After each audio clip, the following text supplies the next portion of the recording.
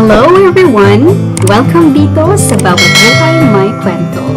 Another beautiful love story ang aming muling handog sa inyo ngayon na may pamagat na The Love Lost Puppy Girl, written by Yan Pagsugiron and narrated by yours truly, Jennifer Pagsugiron.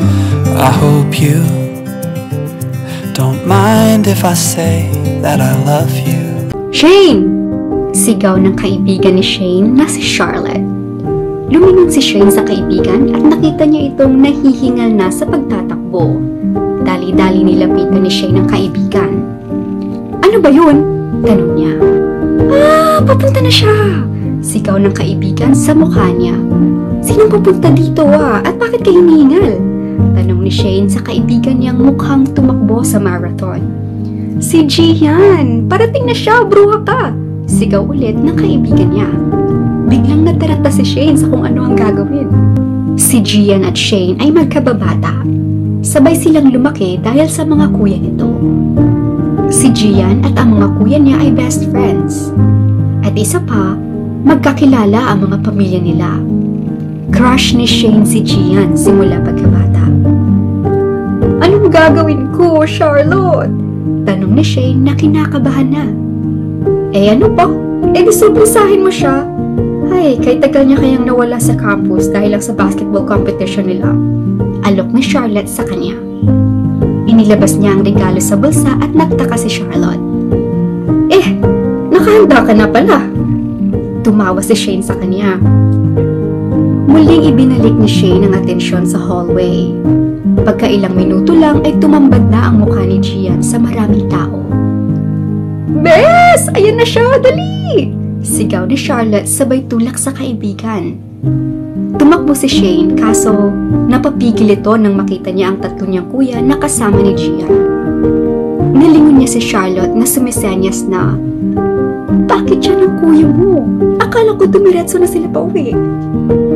Iniling ni Shane ang ulo niyang, hindi ko rin alam. Ibinalik niya ang atensyon niya sa magtropa. Biglang napansin siya ng pangalawang kuya niya. Patay! Nakita niya ako! Sabi ni Shane sa isipan niya. Dali-dali siyang tumalikod at tatakbo na sana. Shane! Tawag ng kuya niyang si Stephen. Huminto si Shane at hinarap ang kuya nito na may peking ngiti. Lumalapit ang magtropa sa kanya. Shane! Nandito ka pala! Unang sabi ni Gian sa kanya. Namula ang mukha niya sa pagbati sa kanya ng binata. Pupunta sana ako ng kantin. Pautal-utal na sagot ng dalaga dahil sa nahihiya ito. Puntang kantin? Ang sabihin mo, inaabangan mo lang si Gian na dumating. Bigla ang sabat ng isa niya pang kuyang si Sander. Binigyan niya ng masamang tingin ito. Huwag mo nang itanggi. Tignan mo, may paregalo ka pang nalalaman. Muling tukso nito. Itinuro niya ang daladala ni Shane na agad naman tinago ng dalaga sa kanyang likod. Ano ba sinasabi mo, Sander? Ibibigay ko to kay Charlotte, no? Dali-dali niyang palusot. Wag ka na kasing magsinungaling pa, Shane. Matagal na naming alam na patay ka kay Gian. Ani ng isa niya pang kuyang si Sam. Napahiya si Shane sa sinabi ng kuya niya. Kaya niyuko na lang ang mga ulo habang kinakagat ang mga labi nito. At para nang maiiyak. Napansin ito ni Gian. Ay, kayo talaga. Pinaiiyak niyo talaga ang kapatid niyo? Shane, sige, akin na lang yung ibibigay mo. Sabi ni Gian.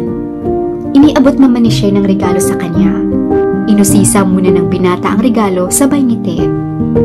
Salamat Sabay tapik sa ulo ni Shane tulad ng lagi niyang ginagawa noong bata pa sila. Namula ang pisngi ng dalaga at lumakas ang tibok ng puso niya. Kaya napatango na lamang ito sa harap ng binata. 5 silang lahat magkakapatid at si Shane naman ang bunso. Ang panganay naman nilang si Sian ay nagtatrabaho sa family company nila bilang manager. Lumapit si Charlotte sa kanya habang tinitignan ang lumalakad na porma ni Gian. Hoy! Akala ko ba hindi dadating ang mga kuya mo? Tanong ni Charlotte. Hindi ko nga rin alam kung bakit nandito ang mga unggoy na yun. Ito tuloy, nasira ang plano ko. Sagot ni Shane na mukhang naiinis. Pagkatapos noon ay sabay nang pumasok ang dalawa sa kanilang silid. dahil sa magsisimula na ang klase nila. Lumipas ang mahigit na 7 oras ay uwian na. Charlotte, halika na at mauna na tayo. Yaya ni Shane sa kaibigan na cleaner ngayong araw. Okay guys, kayo na tumapos nito at saka huwag kayong masyadong magalit. Ako naman naglinis ng CR kanina eh. Bye! Paalam ni Charlotte sa mga kagrupo niya na cleaners sabay bitaw sa dala niyang walis. Lumapit ito kay Shane at tumatawa sa ginagawa niya. Grabe talaga ang mood mo pag niyayaya kitang sumama sa akin, nakatawang sabi ni Shane. Syempre naman, alam ko kasi manglilibre ka ngayon eh. Sagot naman ni Charlotte na mukhang sobrang excited. Talagang manlilibre ako. Sige, saan tayo ngayon? Tanong ni Shane sa kaibigan. Inakbayan siya ng kaibigan at nag-isip ito. Doon tayo sa paborito nating kainan na fast food. Matagal na akong hindi nakakain doon eh. Alok ni Charlotte. Sige, at pagkatapos noon, pumunta naman tayo sa arcade para maglaro. Sabi rin ni Shane. Tumango si Charlotte sa kanya at palundag-lundag na umalis ang dalawa sa saya. Ilang oras ang lumipas at sinundo na si Shane para umuwi, kaya nagkapaalaman ang magkaibigan. Bye Shane! Paalam ni Charlotte sa kaibigan nung nakapasok na ito sa kotse nila. Inilabas ni Shane ang kamay niya at kinaway-kaway ito sa kaibigan. Bye rin sa'yo Charlotte! Sigaw rin ito. Nagkahiwalay ang dalawa ng landas. Pagdating ni Shane sa bahay nila ay dali-dali itong lumabas ng kotse at pumasok agad sa bahay. Ma, pa, nandito na po ako! Malakas niyang bati. Lumapit ang mga magulang niya at niyakap ang anak. Eh ako, hindi mo yayakapin? Nabigla si Shane sa nagsalitang boses sa likod nila. Kuya Sian, kailan ka dumating? Tanong niya sabay yakap sa panganay. Kanina lang. Oh, na-miss ko talaga tong prinsesa namin. Sabi niya sabay yakap ng mahigpit sa kapatid. Aray ko, kuya, hindi ako makahinga. Reklamo niya sa kuya. Sorry bunso. Agad na sabi ni Sian at binatawan ito. Biglang tumayo si Sian at kinuha ang bag niya. May nilabas siyang regalo at iniabot ito kay Shane. Oh, ito na ang hinihingi mo sa aking camera. Natuwa ang dalaga at dali-dali niyang binuksan ang regalo. Wow! Ang pinapangarap kong camera! Malakas na sabi ni Shane. Hay nako, Sian, nasuspoil mo na yung kapatid mo. Ani ng mama nila. Oo nga, anak. Sagot rin ng papa nila. Tumawa lang ang dalawa nilang anak. Pagkatapos noon ay naisipan ni Shane na subukan ang bago niyang regalo, kaya naisipan niyang lumabas. Ma, pa, kuya, nalabas muna ako at susubukan ko itong bago kong camera. Okay, sige anak, bumalik ka agad dumidilim na eh. Tumango ang dalaga at dali-daling tumakbo palabas. Paglabas niya ay agad siyang kumuha ng iba't ibang pictures ng halaman at mga magagandang view sa paligid nila. Wow! Ang ganda naman ang quality ng camera na to, sabi ni Shane na mag-isa habang natutuwa sa magandang resulta ng bago niyang camera. Palakad-lakad ito hanggang sa hindi na niya napansin na may malaking ugat sa unahan. Hindi niya ito nakita at namalayan dahil sa wiling-wili na pagkuha ng mga pictures. Maya-maya lang ay napatid na siya sa ugat ng puno. Ah! Sigaw nito sabay pikit sa mga mata at naghihintay na masakit niyang pagbagsak sa lupa. Ngunit biglang may mga kamay na humawak sa baywang niya. Naisipan niyang buksan ang kanyang mga mata at doon bumungad ang napakagwapong si Gian. Gian! Tanong ni Shane na parang hindi makapaniwala. Ayos ka lang ba, Shane? Sabi ng nag-aalalang boses ni Gian. Tumango si Shane sa kanya at inalalayan ito ng binata sa pagtayo. Uy, ano yan? Tukso ni Stephen na bigla namang sumulpot. Ano ka ba pare? Tinulungan ko siya kasi napatid ang kapatid niyo sa ugat na to. Sabi ni Gian sabay turo sa malaking ugat. Ay, napakalampang mo talaga, Shane. Akusa ni Sander kay Shane. Sasagot na sana ang dalaga kaso inunahan siya ni Gian. Ano ka ba pare? Huwag kang ang ganyan sa kapatid niyo, sabi ni Gian. Hinarap niya ang dalaga sabay utos na, pumasok ka na Shane at madilim na. Napatango ang dalaga sa kanya at agad na sinunod ang utos ni Gian. Hoy, Gian, aminin mo. May gusto ka ba sa kapatid namin? Biglang tanong ni Stephen. Ha, pre, ano ka ba? Huwag ka ngang magbiro ng ganyan. Sagot ni Gian. Pre, alam mo naman na matagal ka nang gusto ni Shane. Ani naman ni Sander. Nilapitan ni Gian si Sander at inakbayan ito. Pre, ang mga babaeng nasa edad niya ay talagang nagkakaroon ng crush. At kapag nag-mature na sila, mawawala rin yun. Paliwanag ni Gian sa kanya. Napagtanto ng magkapatid na tama nga ang sinabi ni Gian. Pagkatapos noon ay agad na silang pumasok para maglaro ng Nintendo sa kwarto ni Stephen. Pagkagabi, habang gumagawa si Shane ng homework, bigla siyang tinawag ng katulong. Shane, kakain na daw kayo. Ani ng yaya niyang si Nori. Si Nori ay isang matandang babae. Siya ay katulong nila mahigit 15 years na. Okay po, sandali lang, sagot ni Shane.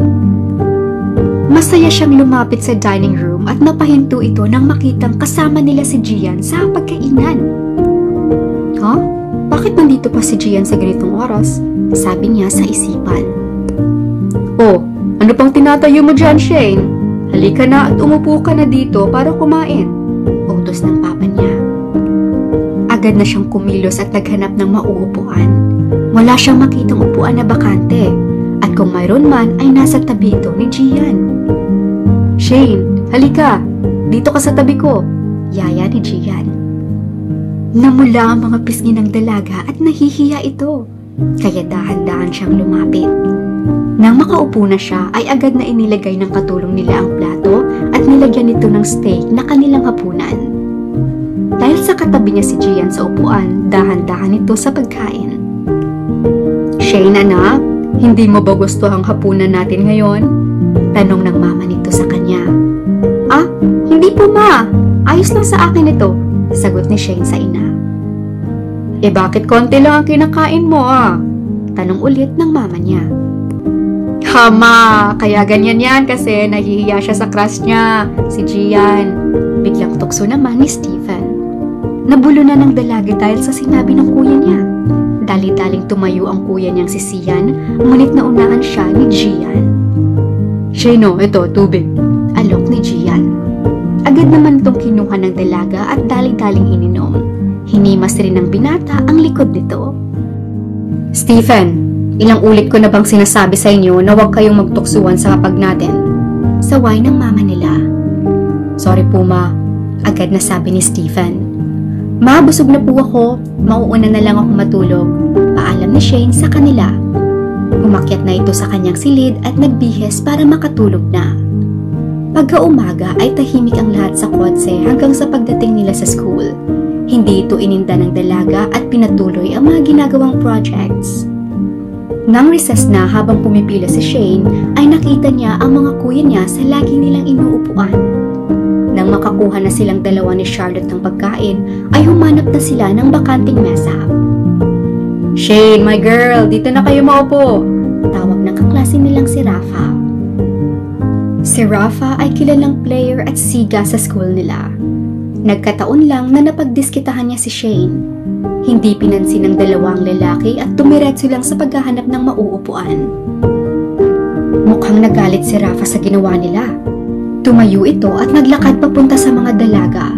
Pero hindi ito nakalapit ng tuluyan sa kanila dahil sa humarang ang mga kuya ni Shane na kasama rin si Gian. Pre, bago ka makapanakit ng ibang babae, kilalanin mo muna kung sino ang makakabangga mo, sabi ng kuya niyang si Sander. Biglang natakot si Rafa dahil sa kilala na niya ang mga kinakarap niya, kaya umalis itong parang takot na aso. Pumunta naman si Gian sa likod at nilapitan si Shane at kinuha niya ang mga dala nito. Simula sa araw na to, sa amin ka na lang sasabay ah, paliwanag niya sa dalaga. Napatango lang si Shane sa binata. Nagsimula na silang maglakad papunta sa mesa nila. Nilapag ni Gian ang mga pagkain ni Shane. Shane, maupo ka na dito, sabi ni Gian. Umupo rin si Gian at sumunod rin ang mga kuya ni Shane na namumula pa rin sa galit. Dahan-dahang kinain ng dalaga ang pagkain niya habang si Charlotte naman ay nakatitig lang sa kuya niyang si Sam. Kailan ka pa niya sinusundan? Bigla ang tanong ng kuya nito sa kanya. Buong pag-aakala ni Shane, hindi siya ang kinakausap, kaya tahimik lang ito. Kinilapit siya ni Charlotte. Huy, tinatanong ka ng kuya mo. Nabigla si Shane, kaya dali-dali niyang tiningnan ang kuya niya. Nung nasa basketball competition kayo, sagot ng dalaga. Huminga ng malalim ang kuya niya. Halata sa itsura nito na galit ito. Shane, balita ko magkakaroon kayo ng party sa birthday mo sa linggo. Tanong ni Gian sa kanya. Halatang iniiba niya ang usapan. Oh, sino nagsabi sa'yo? Dahan-dahan itong tanong. Ako, sagot ng kuya niyang si Sander. Nabigla si Shane at Charlotte sa biglaang sagot ng kuya niya. Oo, at saka sinabihan rin ako ng mama mo na dapat nandun kami sa araw na yun. Nasabihan ko na sina mama at papa at agad silang pumayag. Paliwanag ng binata sa kanya. Napatango lang si Shane bilang sagot. Kalmado at tahimik lang si Shane pagmasdan. Ngunit ang totoo, sa loob-loob niya ay napapalundag na ito sa saya. Kaya naman, nang makauwi na ito, ay agad niyang pinuntahan ng kanyang mama para hingin ng tulong nito sa kung ano ang susuotin at magiging theme ng party. Makaraan ng ilang araw at dumating na nga ang birthday ni Shane. Maraming tao ang dumating, pati na rin ang pinakahihintay niyang panauhin, ang pamilya ni Gian. Naging masaya ang araw niya dahil sa mga regalong natanggap nito. At nakatanggap rin siya ng regalo mula kay Gian, pero naisipan ng dalaga na itago muna ito. Lumalalim na ang gabi kaya marami sa mga panauhin ang nagsisiuwian na. Ngunit sa mga oras na ito ay nagtipon-tipon ang pamilya ni Shane at Gian para sa late dinner.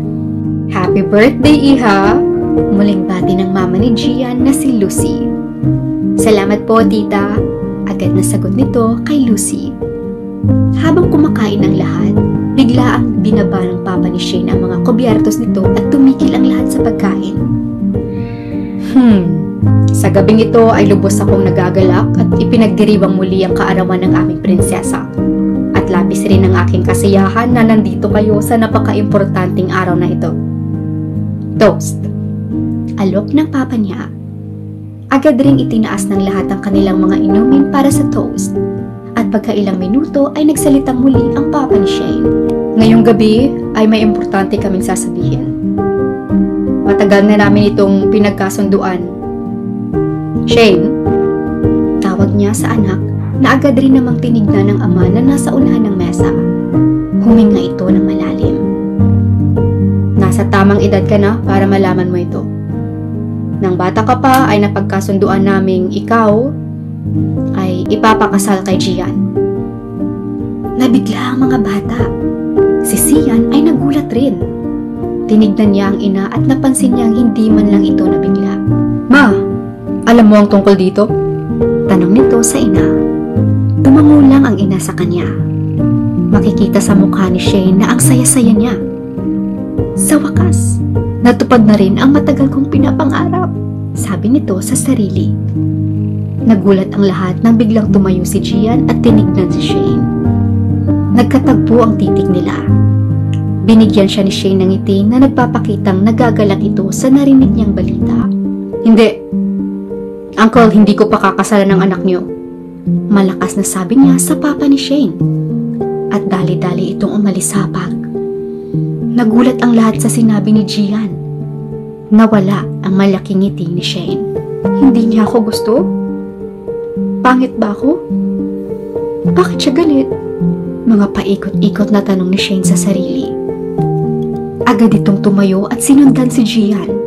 Tumakbo siya papalabas at doon niya naabutan ng binata na nakatayo at mukhang nag-iisip ng malalim. Gian! Tawag niya sa binata. Humarap si Gian sa kanya na mukhang naiinis. Nilapitan niya ang binata. Gian, teka lang. Ano ba ang ibig mong sabihin doon, ha? Tanong niya na nanginginig ang boses. Huminga ng malalim ang binata. Shane, oo. Alam ko na may crush ka sa akin. Pero sorry, hindi kita kayang pakasalan. Dahil para sa akin, dahan-dahan niyang sinabi. Ano? Para sa'yo ano lang ako, ha? Sigaw na tanong ni Shane sabay iyak. Nilapitan siya ni Gian at hinawakan ang pareho niyang mga balikat. Shane, hindi tayo pwede maging ganun. Kasi kapatid lang talaga ang turing ko sa'yo. Napahagulgol ang dalaga at napaupo ito. Sa kanyang pagbagsak sa lupa, sumabay ang pagbuhos ng malakas na ulan. Nakatayo pa rin si Gian habang tinitignan ang umiiyak na babae. At dito, biglang nasagi ang puso niya. Tama ba itong nagawa ko? Tanong niya sa sarili. Huminga siya ng malalim at sabay hapay sa basa niyang buhok. Tinignan niya ang dalaga at naisipang umalis na lang. Lalakad na sana ito nang may biglang kumalabit sa mga damit niya. Paglingon ay nakita niya ang umiiyak na mukha ni Shane. Please, Gian, huwag ka nang umalis, please. Pagmamakaawa ng dalaga. Dahan-dahang hinawakan ni Gian ang mga kamay ng dalaga na nakakapit pa rin sa mga damit nito at unti-unti itong inalis. Shane, huwag mo nang pahirapan ang sarili mo. Sabay nito, sabay taboy sa mga kamay ng dalaga. Napalakas ng iyak si Shane at tila nakikisabay ang langit sa kanyang nadarama.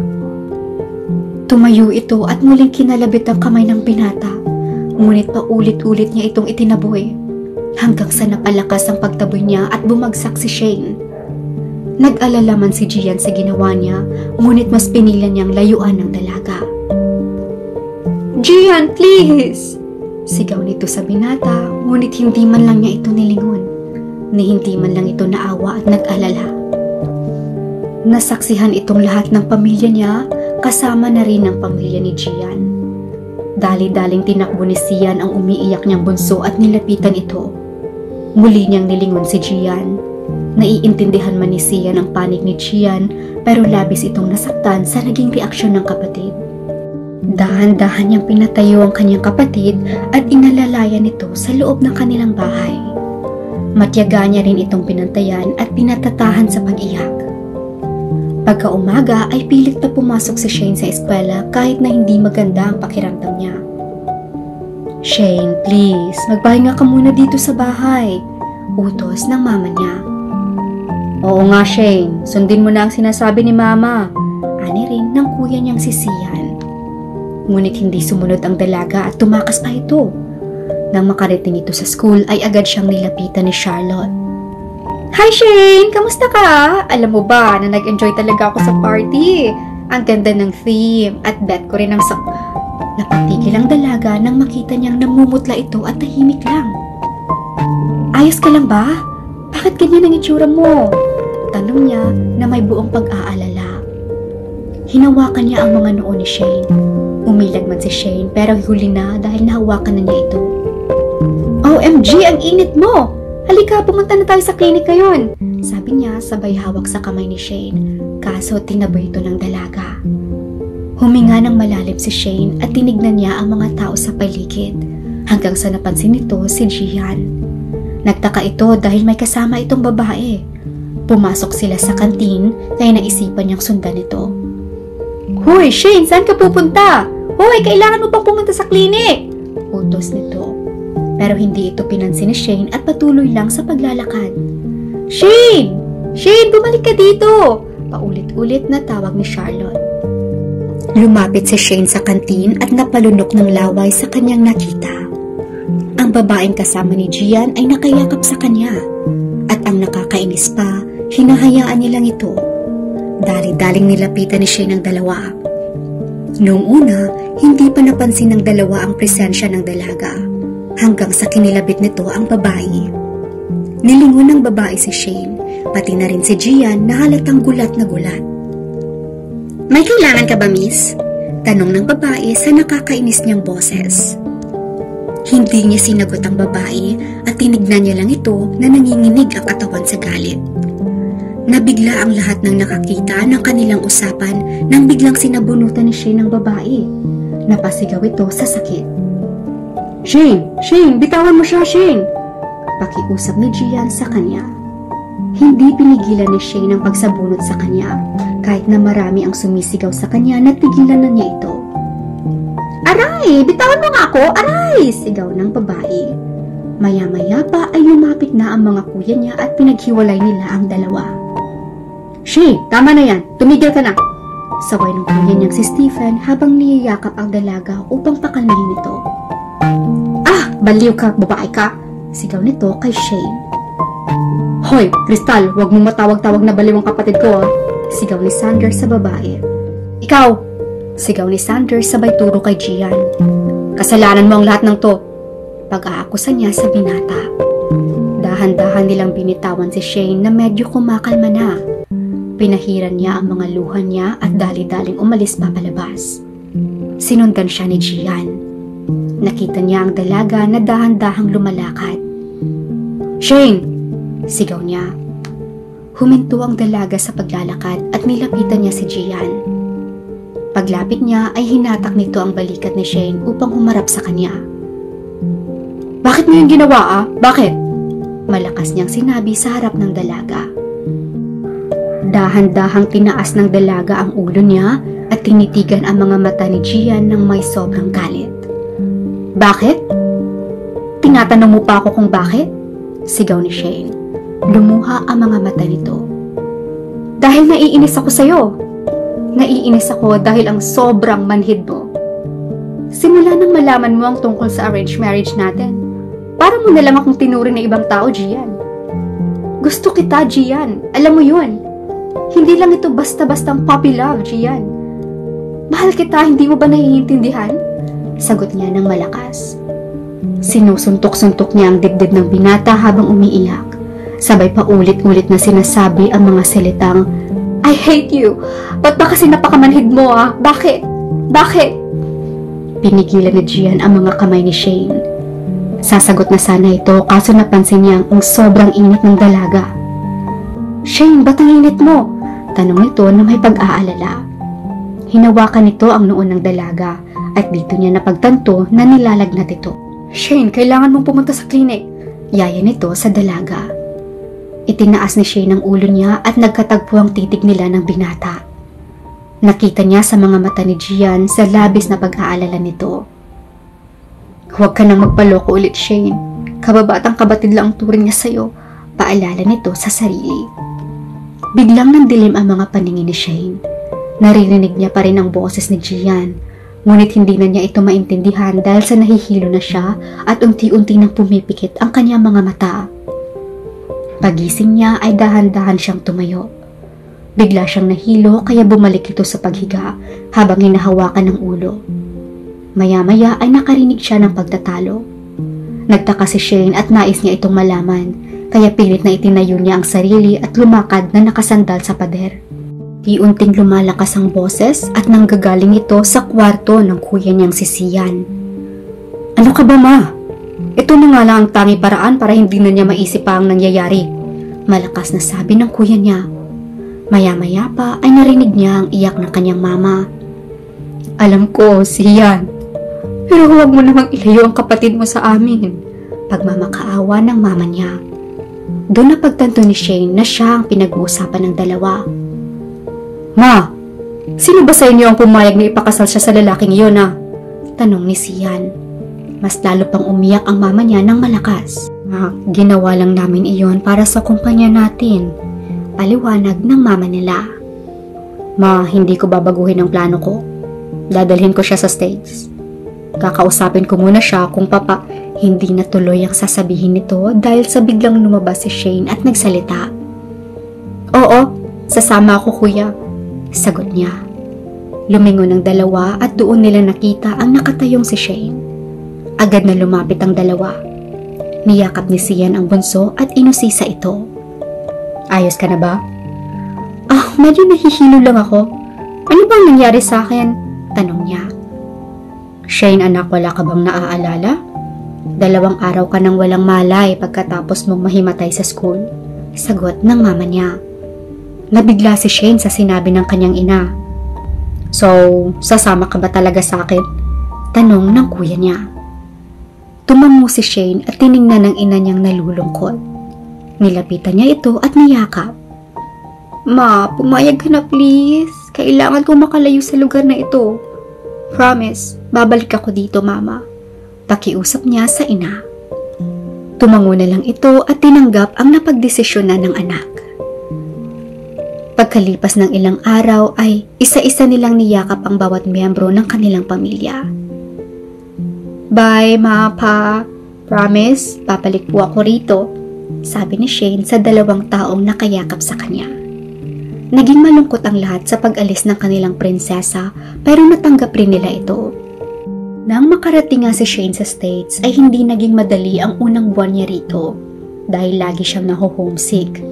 Pero lumaypas rin ito at pinili niyang maging masaya sa bago niyang kalalakihan sa ilang taon. Makalipas ang ilang taon ay nakapagtapos na nga si Shane sa pag-aaral. Habang tinutulungan niya ang kuya at sister-in-law sa pag-grocery ay biglang tumunog ang phone nito. Sa pag-aakalang ang mama nito ang tumatawag, agad niya itong sinagot. "Hello," sabi nito. "Shane," sabi ng boses na panlalaki. Nagtaka si Shane nang marinig niya ang boses ng nakausap, kaya muli niyang tiningnan ng caller. Dito napagtanto ng dalaga na si Stephen pala ito. "Hey bro, what's up?" Muling bati nito. Pwede ba ayusin mo pagbati sa akin? Hindi tayo ganoon ka-close," sagot ng kuya niya. Oo nga. Ikaw pala ang kuya kong mga aagaw ng chocolates at laging inaawi ako noon, na ngayon ay may lakas ng loob na tumawag sa akin. "Ano bang kailangan mo?" tanong nito.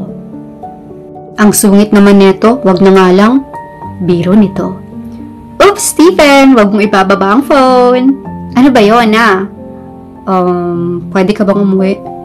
Dahan-dahan niyang sabi. "Bakit?" "Uuwi lang ako dyan kung kailangan at importante," sagot ni Shane sa kapatid. "Importante ito, okay?" Muli nitong paliwanag. "Sabihin mo na kasi," sigaw niya. Nagsitinginan sa kanya ang mga tao sa store, kaya agad siyang humingi ng tawad sa kanila. "Shane, ikakasal na kasi ako at kailangan ka namin bilang bridesmaid. Pakisabi na rin kay kuya na umuwi na rin siya."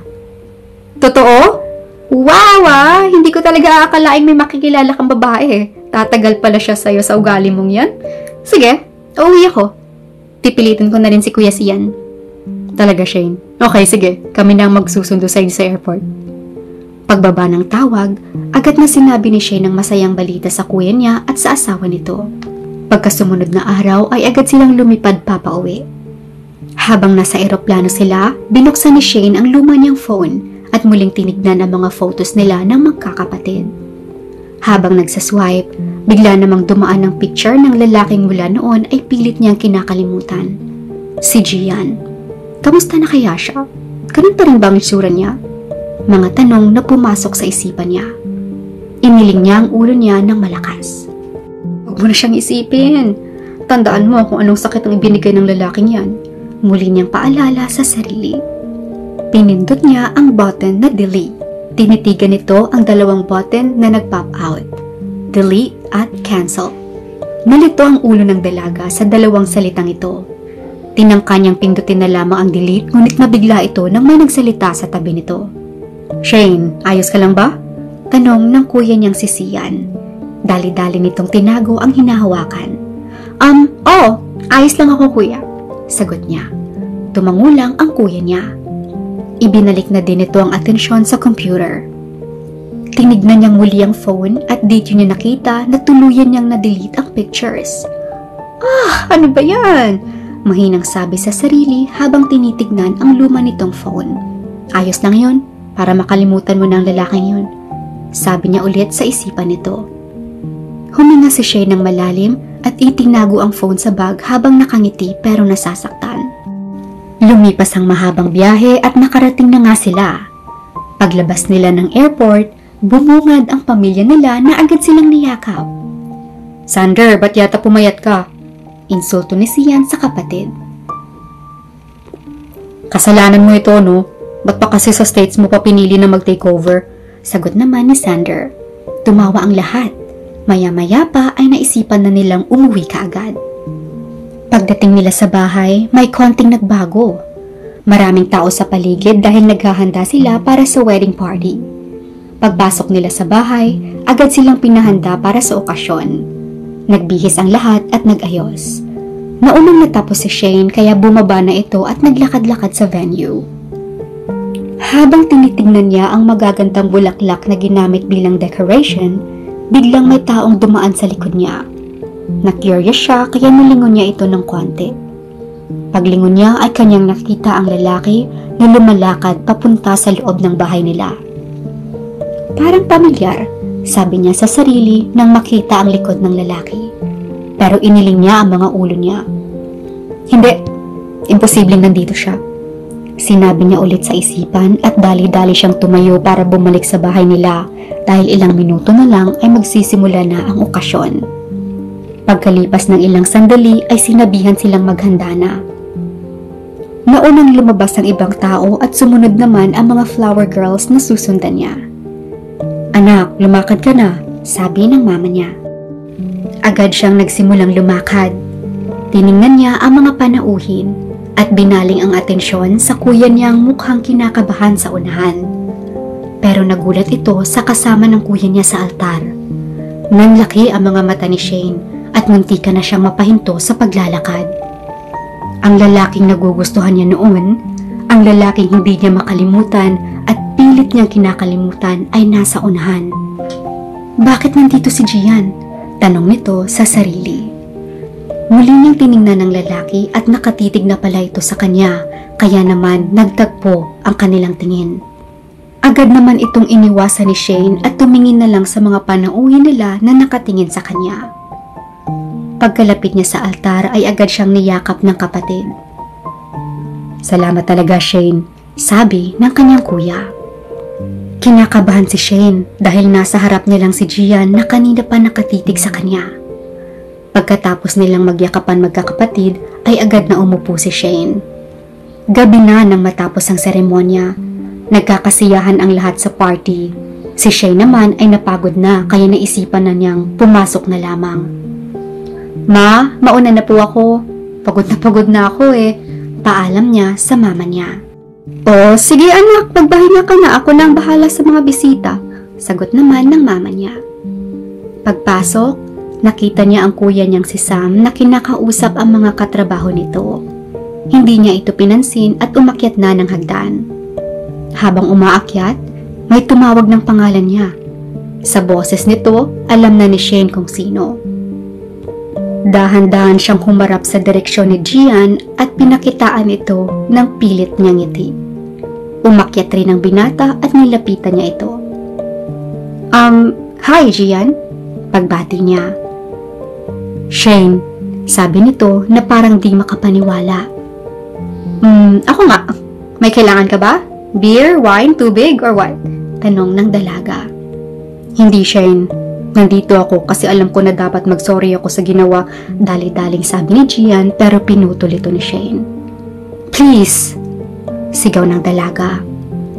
Nagsitinginan ang mga panauhin sa kanila kasama na ang kuya niya. Shane, okay ka lang ba? Tanong ni Sander. Oo kuya, ayos lang ako, sorry. Sagot nito sabay hingi ng tawad sa mga paumanhin nila. Muli niyang binaling ang atensyon sa kausap niya at hinawakan niya ang noo at huminga ng malalim. Gian, please. Bukas na lang tayo mag-usap. Huwag mong sirain ang gabing to.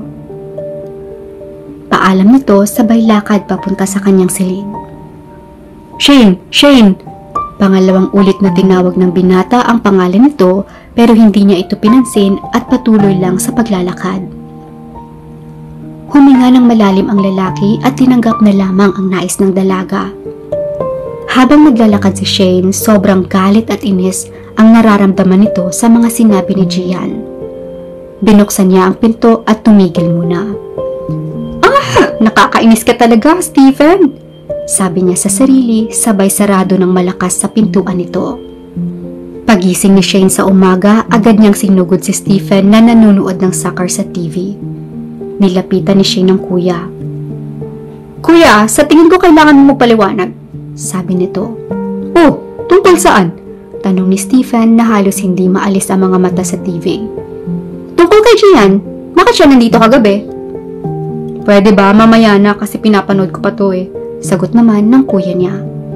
Nainis ang dalaga at huminga ito ng malalim bago hinablot ang remote na hawak ng kapatid at pinatay ang TV. Bakit mo yung pinatay? Hindi pa ako tapos eh, reklamo ng kapatid niya. Kuya, sagutin mo muna kasi ang tanong ko. Napakamot si Stephen ng ulo at tinignan ng bunso. Ako ang nag-invite sa kanya, okay? Siyempre, best friend ko yun eh. At saka matagal na yun nangyari. Sagot niya tapos sabay hila balik ng remote at muling binuksan ng TV. Muli niyang tinignan ng kapatid. Bakit? Huwag mong sabihin may feelings ka pa rin sa kanya. Di ba nga pumunta ka sa States? Para kalimutan siya? Di ka pa ba naka-move on? Tukso ni Steven sa kapatid. Nakakainis ka talaga. Sigaw niya at umalis.